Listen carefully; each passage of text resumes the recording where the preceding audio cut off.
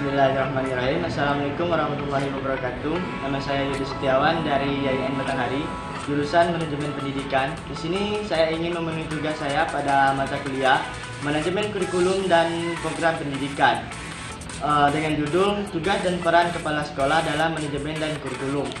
Di dalam judul kali ini terdapat 4 bagian. Yang pertama yaitu kinerja kepala sekolah, yang kedua tugas dan peran kepala sekolah dalam manajemen kurikulum, yang ketiga pendekatan kinerja kepala sekolah, yang keempat rencana kegiatan tindak lanjutan RKTL kinerja kepala sekolah. Teman-teman sekalian, kita masuki judul besarnya yaitu tugas peran kepala sekolah dalam manajemen dan kurikulum. Berdasarkan Peraturan Menteri Pendidikan Nasional Nomor 13 Tahun 2007 tentang standar kepala sekolah ataupun madrasah, tugas dan peran kepala sekolah adalah kompetensi kepribadian, manajerial, kewirausahaan, supervisi, dan kompetensi sosial. Pada pembahasan materi kali ini terdapat 4 poin. Yang pertama yaitu kinerja kepala sekolah. Kinerja kepala sekolah dapat dipahami sebagai upaya yang harus dilakukan seorang kepala sekolah dalam melakukan tugas dan perannya sebagai seorang kepala sekolah. Kinerja itu sendiri merupakan perwujudan pengetahuan, sikap dan keterampilan yang selaras dengan visi dan misi masing-masing satuan atau jenjang pendidikan berdasarkan kompetensi dasar kepala sekolah. Lanjut yaitu pada poin kedua, tugas dan peran kepala sekolah dalam manajemen dan kurikulum.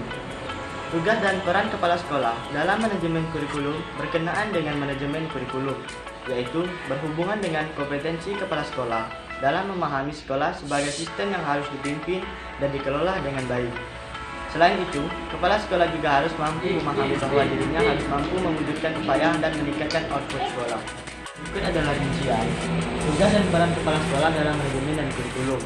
Yang pertama, menyusun perencanaan sekolah untuk berbagi tingkat perencanaan, mengembangkan organisasi sekolah madrasah sesuai dengan kebutuhan, memimpin sekolah sesuai dengan kebutuhan, memimpin sekolah dalam rangka mendayagunakan sumber daya sekolah, mengelola perubahan dan mengembangkan sekolah menuju organisasi belajar dan efektif, menciptakan budaya dan iklim sekolah madrasah yang kondusif dan inovatif bagi pembelajaran peserta didik, mengelola guru dan staf dalam rangka mendayagunakan sumber daya manusia secara optimal, mengelola sarana dan prasarana sekolah dalam rangka mendayagunakan secara optimal, mengelola hubungan sekolah dan masyarakat dalam rangka pendirian dukungan ide, sumber belajar dan pembinaan, mengelola peserta didik dalam rangka penerimaan peserta didik baru, mengelola pengembangan kurikulum dan kegiatan pembelajaran sesuai dengan arahan dan tujuan pendidikan nasional, mengelola keuangan sekolah,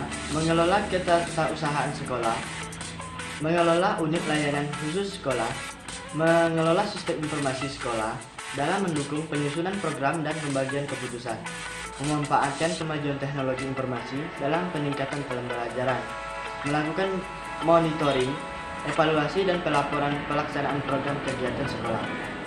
Kemudian kita lanjut pada poin ketiga yaitu pendekatan kinerja kepala sekolah.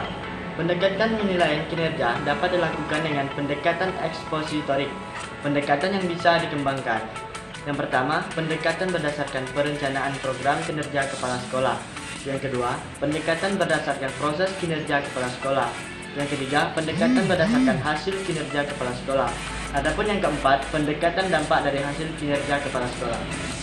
Poin yang terakhir yaitu rencana kegiatan tindak lanjut RKTL kinerja kepala sekolah. Rencana kegiatan tindak lanjut kinerja kepala sekolah ini pada dasarnya berupa sebuah rencana kegiatan selanjutnya atau berupa kesimpulan dan bentuk penerapan dari hasil kesimpulan dan bentuk penerapan dari hasil kesimpulan yang sudah dirumuskan. Rencana kegiatan tindak lanjut ini diharapkan dapat memiliki dampak positif, yaitu terdapat sasaran yang dievaluasi dan pelaku yang melakukan evaluasi. Sekian penjelasan untuk materi saya pada kali ini. Mohon maaf apabila terdapat kesalahan. Saya Akil, wallahu muwaffiq ila aqwamit thoriq. Wassalamualaikum warahmatullahi wabarakatuh.